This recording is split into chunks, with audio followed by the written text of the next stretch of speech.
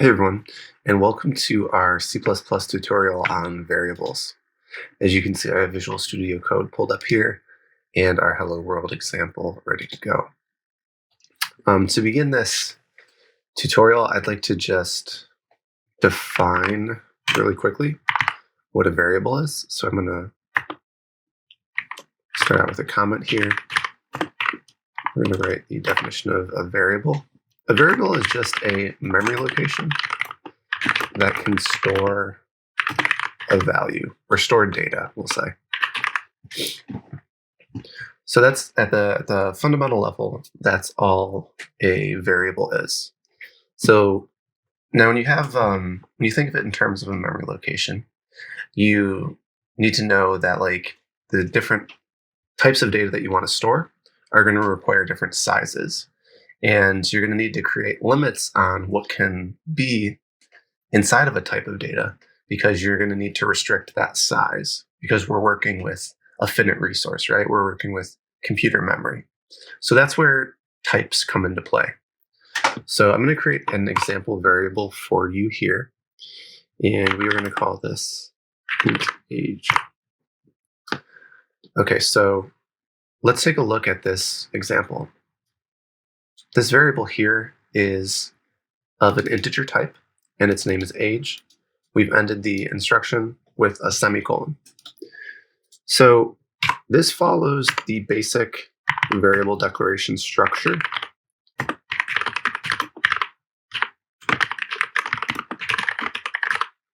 And that is, we start with the type.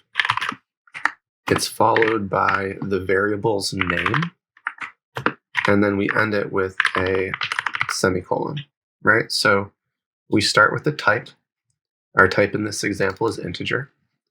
Then we give it a human readable name. That name is age. And then we end it with a semicolon right here. That tells the compiler that the instruction is finished. So why do we have this type?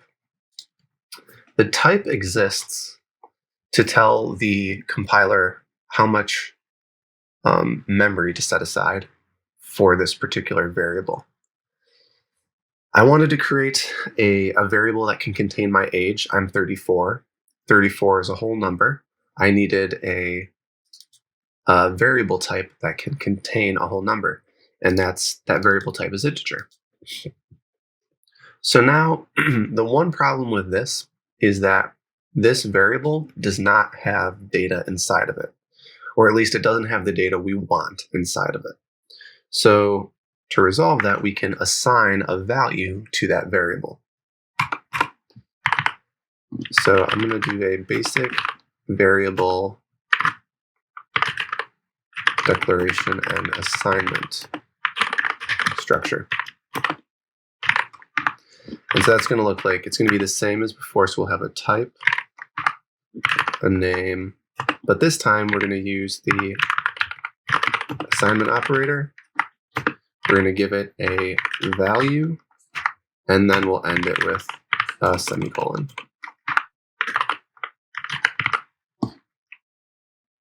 Right? So let's do that here. And we're going to use the variable name myAge because we can't assign the same, we can't have two variables with the same name and the same scope, right? We're inside of our main function scope. So it'll be myAge, I'm going to say it equals 34. Perfect. So this is sort of like your basic variable declaration assignment. You have your data type, your human readable name, your assignment operator, and your value, followed by a semicolon. What the assignment operator does is it takes this value and it stores it in the memory location for myAge. Right, so myAge gets its own memory location, and then the assignment operator instructs the compiler to take the value that we provide it, which in this case is 34, and we put it into the memory location for myAge. Okay, so that's the basis. So that's a variable declaration structure, the variable declaration and assignment structure, and our basic definition for a variable. Okay, it's also worth noting a couple differences between these two variables here. Let's create a little space, and let's do a cout, and we will print out our age variable before assignment. And so we're going to print out age. And so we're going to print out this variable up here, the one that does not have a value in it. If we printed out my age down here, we would print out the number 34. But let's see what the value is of age before it's been assigned. So I'm going to go down to the terminal here and use our G++ compiler to compile our code. It's created our .out file. I'm going to run that executable. So we see here the age variable before assignment is this sort of random number. That's because in C++, if you don't assign a variable, it just has a junk value in it. Memory is kind of reused throughout the running of your computer. And so whatever was in that memory location before is what gets interpreted. So in our case, it was this number here.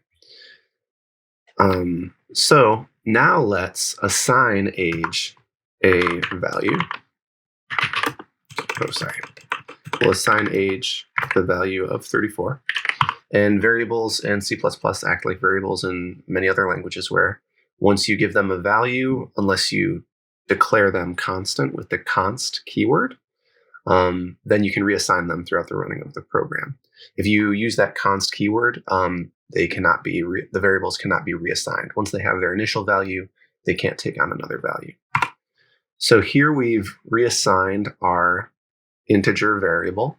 It does not use the word const, so we can reassign it. And let's print out the age variable after assignment. And we'll print out age again. And let me save that. We'll use G++ to compile it. Let's run the executable.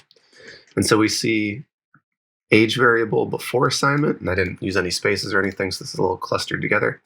But the age variable before the assignment was another random junk value, and the age variable after the assignment is 34. So you can kind of see the benefit of giving your variables an initial value, right? You don't really want null variables like this one floating around in your program, because you can get unspecified or just random numbers inside of your variable. Okay, so that's sort of like a little, just a little note to keep in your head. You generally want to have a value inside of that variable and just initialize your variables. Okay, so now let's talk about the different, maybe like 5 different types, the 5 most common types that you'll be using for this course and just in general for variables. The first type that I'd like to talk about, we've already discussed, it's an integer. And so we'll call this example integer. And we will set this equal to 12. So an integer, I'll start a comma next to this. Int stands for integer. And these variable types are good for positive and negative numbers that don't contain decimal points. Right, so if you are going to contain, if you're going to use a decimal, you're going to want to use a different data type. Integers in memory take up 4 bytes, right? And this can kind of, I guess, vary on the compilers, how the compiler is created, but in general, they take up 4 bytes. The lowest possible value for an integer, and I'm going to maybe create a second comment here. Lowest value for an integer is going to be pretty low. I'm going to copy it over. I have it copied over here. The lowest possible value is that number there. The highest possible value is that same number, positive, but -1. Cool, so that's an integer, right? It takes up 4 bytes. Next, let's talk about a char. And so we will call this example character. Char stands for character. That's my middle initial. And so, char stands for character. This variable can hold a single alphanumeric character. In memory, it takes up 1 byte. Cool. Keep a little space between each one. Next, let's talk about a double. So a double, example double, and this is a data type that can store decimals.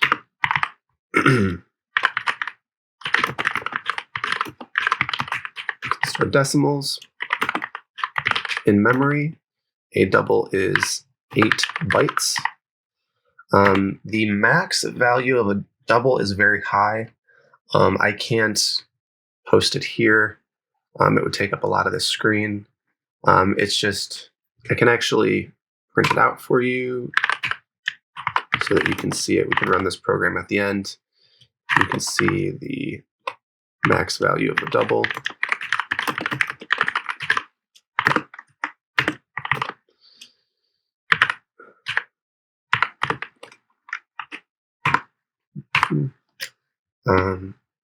And actually, I'll just run this now so you can see. We can talk a little bit about it. We need to save here. Use the G++ compiler. Run it. So here we see the max value of a double is this number. And honestly, I think that this decimal is potentially rounded up, but it's this number. And then we have E plus 308. And so what that means is that it stands for exponent, I believe. And the double's max value is this number multiplied by 10 to the 308th power. So you can see how large a double's max value gets. The lowest value for a double, doubles can be negative as well. It's going to be this same number, just negative. And so that's the max and min value of a double. I'm going to remove this line here just to keep the documentation tidy. Also, just a little housekeeping. I'm going to go 5 common types here. So let's move on to our fourth type, a Boolean. So bool stands for Boolean. And a Boolean can hold a true or false value. True and false are keywords in C++. A Boolean can store true or false. In memory, a Boolean takes up 1 byte. And this is a pretty much straightforward and consistent data type. So let's move on to the final data type that we'll be talking about and the most special. That's going to be a string. Now, you'll notice that I'm not getting over here any autocomplete for string. That's because even though string is one of the most common, maybe the most common data type that people work with, it's actually not built into the language. We need to access the standard library, and then we can access a string. So if you remember previously, we discussed how we have to use this std : to access a value in the standard library namespace. We're doing that here because string is not actually built into the language in the same way that characters, integers, doubles, and booleans are. So because it's not built in that way, it also is treated differently, I should say, in memory. So a string, though, is like a string or a sequence of alphanumeric characters.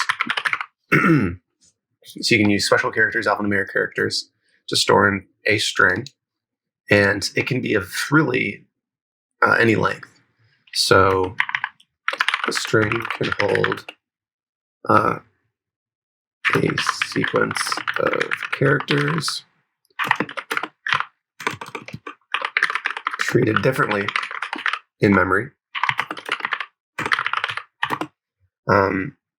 We'll get into how this exactly works later when we talk about classes, and maybe even sooner when we talk about lists and things like that. But all you really need to know is that strings are dynamic in memory. So they have memory that can expand and contract, or can be any type of size. So they aren't given just a specific set amount of memory. They have a variable amount of memory. We will talk about how this works later in the class. For now, I'll just say variable amount of memory. So yeah, this is this kind of sums up what I wanted to discuss in this video. Remember, a variable is a memory location that can store data. This is generally, this structure right here is how you declare a variable. Now, declaring a variable obviously makes it null, and it needs a value, or else you'll get just whatever value is in that memory location. So to do that, you need to use this structure, which is type, name, assignment operator, value, semicolon. Down here we have our 5 most common data types and the different example values that can go in each data type. And we have the highest value and the lowest value for some, and the how much memory each variable type gets. I think that thinking about variables in terms of memory is a good way to sort of organize it, because types begin to make a lot more sense when you realize that the type kind of informs the computer what the variable is, and the name sort of informs the programmer or the coder what the variable is. Really quick, you guys, I forgot to mention this, but you should only really put into a variable of a certain type that type of data. It is possible to put in other types of data, and the variable type will just accept it, but you won't get predictable behavior always from it. So while we may be able to put in true into an integer like variable, and it will compile, when we run it, we'll just get the, if we print it out,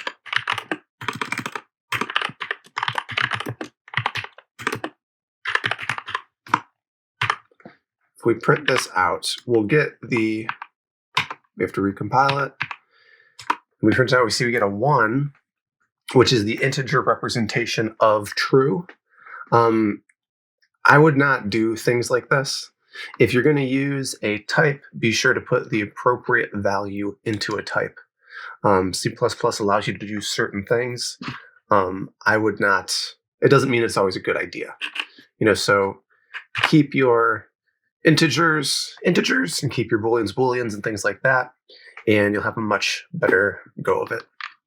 I just wanted to point that out. I meant to do it earlier in the video, and I forgot. So just keep your integers, keep the values that you put into an integer appropriate, keep the values you put into a char appropriate, the double, Boolean, etc. I hope this helps. I hope you understand variables in C++ a little bit better now than you did at the beginning of this video. Thanks for watching.